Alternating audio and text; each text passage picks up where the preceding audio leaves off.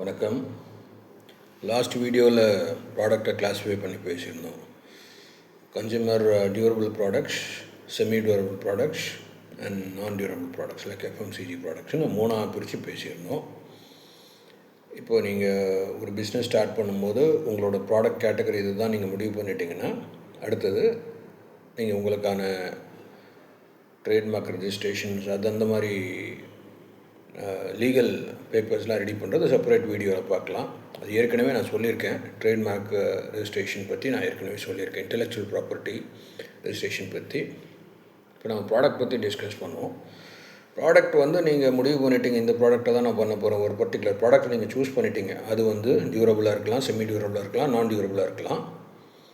அந்த ப்ராடக்டை நீங்கள் முடிவு பண்ணதுக்கப்புறமா ஃபஸ்ட்டு நீங்கள் டிசைட் பண்ண வேண்டிய விஷயம் நீங்கள் ஓனாக மேனுஃபேக்சர் பண்ண போகிறீங்களா அல்லது அவுட் சோர்ஸ் பண்ண போகிறீங்களா அப்படிங்கிறது தான் முக்கியம்.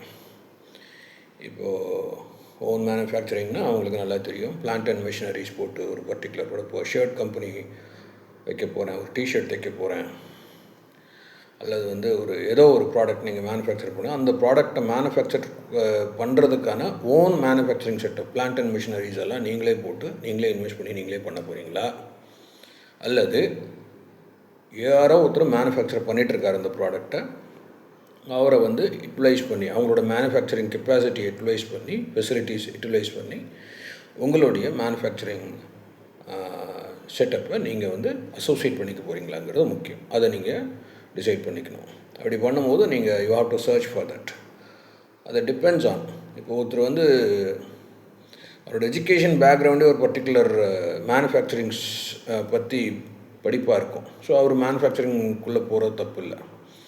மேனுஃபேக்சரிங் பற்றி தெரியாத அந்த பர்டிகுலர் ப்ராடக்ட் பற்றின பெரிய சயின்டிஃபிக் நாலேஜ், உற்பத்திக்கான சயின்டிஃபிக் நாலேஜ் இல்லாதவங்க அவுட் சோர்சிங் போய்ட்டு பெட்டர். பிகாஸ் அவங்க ஏற்கனவே மேனுஃபேக்சர் பண்ணிகிட்டு இருக்கவங்க அதில் எக்ஸ்பர்ட்டாக இருப்பாங்க. நீங்கள் அவங்களோட நாலேஜை யூட்டிலைஸ் பண்ணிக்கலாம். இன்றைக்கி மார்க்கெட்டில் இருக்க பெரிய பிராண்ட்ஸ் எல்லாமே, நிறைய பிராண்ட்ஸ் ஓன் மேனுஃபேக்சரிங் ஃபெசிலிட்டிஸ் வச்சுருக்காங்க.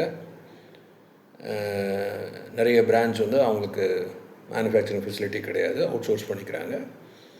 ஒரு சில கம்பெனிஸ் ரெண்டுமே வச்சுருக்காங்க. மேனுஃபேக்சரிங் ஃபெசிலிட்டி இருக்கும், அவங்களோட லிமிட்ஸ் தாண்டி அவங்களுக்கு டிமாண்ட் வர்சஸ் சப்ளை ரொம்ப ஹியூஜாக இருக்கும்போது கொஞ்சம் அவுட் சோர்சிங் பண்ணிக்குவாங்க. ஆனால் எது பண்ணாலும் இந்த ப்ராடக்டை மேனுஃபேக்சர் ஆகி அவுட்புட் கம்ப்ளீட்டாக வரும்போது உங்களோட ஐடியாவாக இருக்கணும். நீங்கள் சொல்கிற ப்ராடக்ட்டை நீங்கள் சொல்கிற குவாலிட்டியில் நீங்கள் சொல்கிற ஸ்பெசிஃபிகேஷனில் ப்ராடக்டை மேனுஃபேக்சர் ஆகி வரணும். அதுதான் ரொம்ப முக்கியம். அது நீங்கள் ரொம்ப கவனமாக அதை பார்த்துக்கணும்.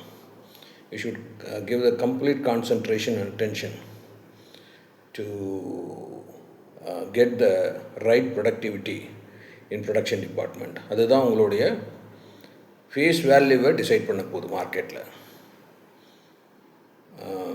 தென் இதோட நெக்ஸ்ட் செக்மெண்ட்டை நம்ம நெக்ஸ்ட் வீடியோவில் பார்க்கலாம். தேங்க்யூ. நன்றி.